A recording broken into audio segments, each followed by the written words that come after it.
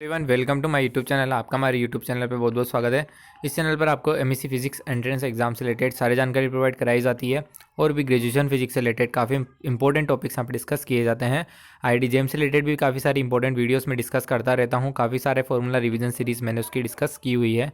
यदि आपको मेरी आईआईटी वाली प्लेलिस्ट देखनी तो आप डिस्क्रिप्शन में लिंक को चेक कर सकते हैं या फिर आप उसे आई बटन के द्वारा जाके भी देख सकते हैं।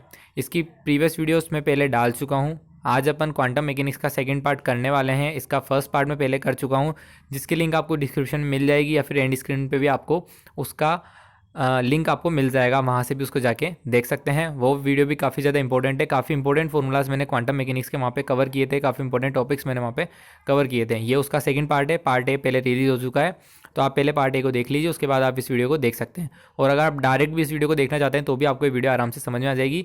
जेम का एग्जाम आने को, ये 14 फेब का आपका जेम का एग्जाम है, इसलिए ये जो रिवीजन है आपके लिए काफ़ी ज़्यादा इंपॉर्टेंट रहने वाला है।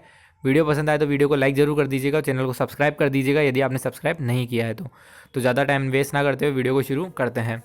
तो आज अपन जो फर्स्ट इसमें स्टार्ट करने वाले हैं वो है स्टेप पोटेंशियल। स्टेप पोटेंशियल आपने पढ़ रखा होगा। इसके लिए आपको मेन जो ध्यान रखना है वो है इसका आपको पोटेंशियल ध्यान रखना है। ठीक है, जब x लेस देन जीरो होता है तब इसका पोटेंशियल जीरो होता है और x ग्रेटर देन जीरो के केस में इसका पोटेंशियल v नोट होता है। आपने स्टेप पोटेंशियल पढ़ रखा होगा। इसके अपन दो केस पढ़ते हैं, e less than v note होता है या फिर e greater than v note होता है। दो केस अपन इसके पढ़ते हैं। e less than v note जब होगा तब इसमें दो तरीके के वेव फंक्शन होंगे, साई वन और साई टू। तो जो साई वन होगा वो होगा a की power iota k1x plus b की पावर माइनस आयोटा k1x, और जो साई टू होगा वो a की power iota k2x plus b की पावर माइनस आयोटा k2x होगा। ये x लेस देन जीरो के केस में है और x ग्रेटर देन जीरो के केस में है। आपको ये दोनों वेव फंक्शन ध्यान रखने हैं। इनसे फिर जो दो फार्मूलाज निकल कर आते हैं वो है मेन तो रिफ्लेक्शन कांस्टेंट का और एक ट्रांसमिशन कांस्टेंट का। दोनों फार्मूलाज आपको ध्यान रखने काफ़ी इंपॉर्टेंट है। k1 k2 का आपको वैल्यू दे सकता है और डायरेक्ट आपसे निकालने को कहा जा सकता है।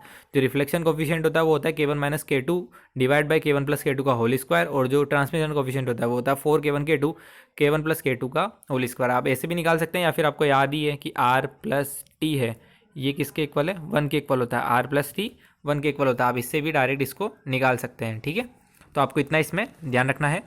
जहाँ पे k1 k2 की वैल्यू क्या है, k1 is equal to 2m E upon H cross square और k2 है 2m E minus V not H cross square. ये आपके श्रोडिंगर इक्वेशन से निकल कर आते हैं।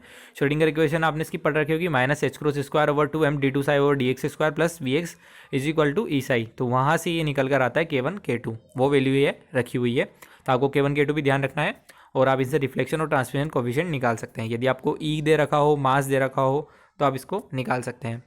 केस सेकंड जो आपको ध्यान रखना है वो है ई ग्रेटर देन वी नोट के केस में, ई लेस देन वी नोट के केस में, जब ई क्या हो, लेस देन हो। एक मिनट रुकिए, हाँ, ई लेस देन वी नोट का केस में आपको ध्यान रखना है। सेकंड केस, इस केस में जो वेव फंक्शन साई वन होगा वो a की power iota k1x plus b की पावर माइनस आयोटा kx, और जो साई टू होगा वो c की पावर माइनस k2x होता है। d जो कोफिशिएंट होता है वो इसमें जीरो हो जाता है।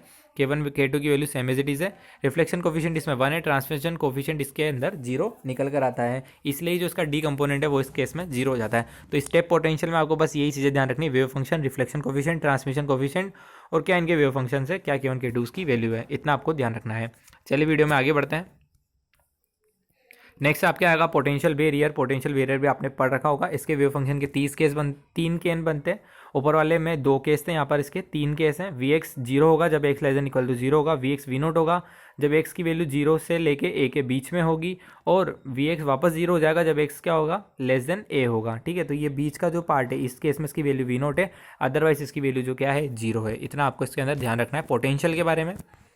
नेक्स्ट वही 2 केस लेंगे। पहला केस अपन लेंगे ई ग्रेटर देन वी नोट का अपन ने केस ले लिया, जहाँ पे इसके 3 वेव फंक्शन आपको ध्यान रखने हैं। एक्स लेस देन जीरो में, जीरो से एक्स बड़ा और ए से छोटा उस केस में, और या फिर एक्स ए से बड़ा उस केस में अपन को देखना है। तीनों केस में इसके वेव फंक्शन आपको ध्यान रखने हैं। साई वन एक्स होगा ए की power iota k1x plus B की power iota k1x, psi two X होगा c2 ई की power iota k2x plus D की पावर आयोटा k2x, और ई होता है आयोटा k1x। आपको पता होगा कि ABCD कोफिशिएंट आप कैसे निकालते हैं, यदि आपने इसका ब्रीफली डेरिवेशन इसका देख रखा है, यदि आप क्वांटम पढ़े से हो या फिर आप क्वांटम से परिचित हो, आपने यदि टॉपिक पढ़ रखा है तो आपको समझ आ जाएंगे कि ABCD कोफिशिएंट्स वहाँ पे कैसे कैलकुलेट किए जाते हैं। आपको भी इसका सिर्फ वेव फंक्शन यहाँ पे ध्यान रखना है।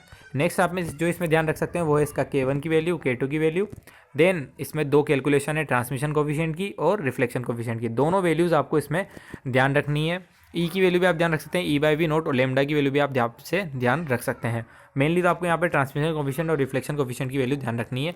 एक याद रख लीजिए, दूसरा 1 में से माइनस करके निकाल सकते हैं, ठीक है, ज़्यादा आपको याद करने की जरूरत नहीं है। नेक्स्ट आता है ई लेस देन वी नोट के केस में। तो ई लेस देन जब वी नोट होता है तो यहाँ पे टनल इफेक्ट आपको देखने को मिलेगा। जब एनर्जी क्या होगी, वी नोट से कम होगी, तो ये एक टनल की भांति ये बिहेव करेगा और ऐसे वेव फंक्शन टनल के रूप में यहाँ से निकल कर जाता है, इसलिए इसको टनल इफेक्ट बोलते हैं। इस केस में जो वेव फंक्शन होंगे, साई1 होगा ए की पावर का आयोटा k1x, बी की पावर आयोटा के माइनस आयोटा k1x, और साई जो सेकंड होगा, जो उसके बीच वाले पार्ट में जो उसका वेव फंक्शन होगा वो होगा c2 k2x प्लस बी की पावर माइनस आयोटा k2x, और जो साई थर्ड होगा वो एफ की पावर माइनस आयोटा k1x होंगे। तीनों केस है, तीनों केस में इसके वेव फंक्शंस होंगे। नेक्स्ट इसमें वही आपको ध्यान रखना है, रिफ्लेक्शन कोफिशिएंट क्या है, ट्रांसमिशन कोफिशिएंट क्या है, दोनों के लिए आपको ध्यान रखनी है। रिफ्लेक्शन कोफिशिएंट है 1/4 epsilon 1 minus epsilon sine square sine h square lambda under 1 minus psi epsilon. T की वैल्यू भी आप ध्यान रख सकते हैं, 1 माइनस करके भी आप इसको निकाल सकते हैं, ठीक है। जब ई लेस देन वी नोट हो उस केस में क्या होगा, उस केस में जो ट्रांसमिशन कोफिशिएंट है वो ये निकल कर आता है। आप इस फॉर्मूला को भी ध्यान रखिए, ठीक है। तो ये ऑलमोस्ट टी जो इसके निकल आएगा ई की पावर -2 k2 a के निकल आएगा, और जो k2 की वैल्यू है वो 2m, वही प्रीवियस की तरह ही है, V not minus E upon H cross square. ये आपको देखने में फॉर्मूलाज बड़े लग सकते हैं पर इजी फॉर्मूलाज हैं, आपको सिर्फ डायरेक्ट ये रिफ्लेक्शन ट्रांसमिशन कोफिशिएंट के फॉर्मूलाज ध्यान रखने हैं इन पोटेंशियल्स बेरियर्स में, ठीक है। दोनों केस में ई लेस देन वी नोट में, ई ग्रेटर देन वी नोट में, दोनों केस में आपको रिफ्लेक्शन और ट्रांसमिशन कोफिशिएंट इसमें ध्यान रखने हैं, ठीक है। नेक्स्ट आपके जो इंपॉर्टेंट आता है वो है particle in 1D box. 1D box में जो पार्टिकल है उसका आपको वेव फंक्शन ध्यान रखना है, psi N equal to √2 by A sine N pi X, A 0 X के बीच में और ए के बीच में, ठीक है ना। जी एक्स की जो लिमिट होगी वो 0 से ए के बीच में होगी, ठीक है। ए यहाँ पर क्या काम करती है, विड्थ का काम करती है। यदि विड्थ वहाँ पे 2 है तो आपको ए की जगह पे 2 रखना पड़ेगा, हमेशा ये ए नहीं रहती, ए की जगह पे विड्थ होती है, कितनी उसकी चौड़ाई दी हुई है आपको उस चौड़ाई को वहाँ पे रखना होता है, विड्थ रखना पड़ता है आपको। यदि 2a विड्थ रखी है तो 2a आपको वहाँ पे रखना पड़ेगा। सेकंड आपको जिसमें एनर्जी ध्यान रखनी है, डायरेक्ट एनर्जी निकालने को आपसे कहा जा सकता है N square pi square H square upon 2m a square. आप इस फॉर्मूला को ध्यान रख लीजिए, रट लीजिए, वेव फंक्शन और एनर्जी तो आप इसकी रट ही लीजिए, दोनों निकालने को आपके लिए आ सकता है। ये फॉर्मूला काफ़ी ज़्यादा इंपॉर्टेंट है, एनर्जी निकालने को बोल सकता है आपको किसी भी स्टेट में, ground state, first state, excited state, किसी भी स्टेट में आपसे एनर्जी निकालने को कहा जा सकता है। इसके बाद आपको जो ध्यान रखना, नंबर ऑफ नोड पॉइंट वो n-1 होते हैं। नोड आपने देखा होगा, इसमें नोड बनते हैं, एंटी नोड्स बनते हैं जब इसका वेव फंक्शन देखेंगे, ठीक है। पार्टिकल इन 1D बॉक्स का अभी आपको सिर्फ मैं शॉर्ट में समझा रहा हूँ। नेक्स्ट आप इसमें देख सकते हैं पार्टिकल इन 2D बॉक्स, ठीक है ना। तो same as it is wave function आएगा, लेकिन यहाँ पे क्या होगा, अब विड्थ इसकी एक और हो जाएगी, √2 by A √2 by B sine N pi X upon A और sine M pi Y upon B. ये आपका इसको वेव फंक्शन ध्यान रखना है, ठीक है। एक्स की लिमिट ए और बी 0 से ए के बीच में है, वाई की लिमिट 0 से बी के बीच में है, और जो y की लिमिट है वो y की लिमिट 0 से b के बीच में है। यदि a = b हो जाता है, यानी कि दोनों की विड्थ सेम हो जाती है, तो इस केस में जिसकी एनर्जी निकल कर आती है, एनर्जी का फॉर्मूला आपको ध्यान रखना है, काफ़ी ज़्यादा इंपॉर्टेंट है। E_NM = n square m square pi square B square upon 2m a square. A यहाँ पर विड्थ है, विड्थ का ध्यान रखिए, यदि विड्थ चेंज की जाती है तो आपको एक ही जगह पे विड्थ रखनी है, ठीक है। आपसे एनर्जी स्टेट्स बोल सकता है, उनके लिए एनर्जी निकालने को कहा जा सकता है। तो पार्टिकल इन 2D बॉक्स में आपको एक तो वेव फंक्शन ध्यान रखना है और एक आपको इसकी एनर्जी ध्यान रखनी है। पार्टिकल इन 3D बॉक्स भी आप ध्यान रख सकते हैं, पार्टिकल इन 3D बॉक्स का क्वेश्चन भी आपको देखने को मिल सकता है। इसका फॉर्मूला बस थोड़ा सा चेंज हो जाता है, √2 by A √2 by B √2 by C sine N pi X over है sine N pi Y over B sine L pi Z over C. यहाँ पे आपको ए बी सी तीनों सेम देखने को भी मिल सकते हैं, तो वो √8/पाई हो जाता है, ठीक है ना, √8/a हो जाता है, ठीक है। और sign N pi X over है वो सब उसमें हो जाते हैं, यदि वो सेम गिवन हो। यदि सेम नहीं हो तो फिर आपको ये इस जनरल फॉर्म में भी इसको ध्यान रखना पड़ सकता है। एक्स की लिमिट 0 से ए के बीच में है, वाई की लिमिट 0 से बी के बीच में है, जेड की लिमिट 0 से सी के बीच में। पार्टिकल इन 3D बॉक्स है तो 3 इसकी लिमिट होना फिक्स है, ठीक है। यदि ए बी सी इक्वल हो जाएंगे तो इसकी एनर्जी जो निकल कर आती है वो E_NLM आपको ध्यान रखनी है, n square m square l square pi square h square upon 2m a square. ये एनर्जी का फॉर्मूला काफ़ी ज़्यादा इंपॉर्टेंट है। एनर्जी आप तीनों बॉक्स की ध्यान रखिए, 1D box 2D box 3D box, क्योंकि एनर्जी से ही आप इसकी डीजनरेसी कैलकुलेट कर सकते हैं। डीजनरेसी भी आपसे पूछ सकता है, एनर्जी निकालने को आपसे भी कहा जा सकता है। जेम के हिसाब से ये काफ़ी ज़्यादा इंपॉर्टेंट फॉर्मूलाज है, ऑलमोस्ट इस पर हर बार एक न्यूमेरिकल आता है, ठीक है। नेक्स्ट आप इसमें जो ध्यान रखिए वो है 1D harmonic oscillator. 1D harmonic oscillator में आप लिमिटेड चीज़ें ध्यान रखिए। पहला आप इसका एक तो पोटेंशियल ध्यान रखिए, Vx होता है उसका half m omega square x square होता है। नेक्स्ट आप उसका जो वेव फंक्शन है वो ध्यान रख लीजिए, जनरल फॉर्म इसकी आप ध्यान रख लीजिए, m omega upon pi h square की पावर 1/4 1/2 की power n factorial n h n epsilon e की पावर -एप्सिलॉन स्क्वायर बाय 2। यहाँ पे जो एप्सिलॉन की वैल्यू है वो है m omega upon h square x, आपको ये ध्यान रखना है। एच एन एप्सिलॉन ये क्या है अपने पास हर्माइट पॉलिनोमियल। आपने जब डिफरेंशियल इक्वेशन पढ़ी होगी तो वहाँ पे आपने जरूर हर्माइट पॉलिनोमियल पढ़ी होगी।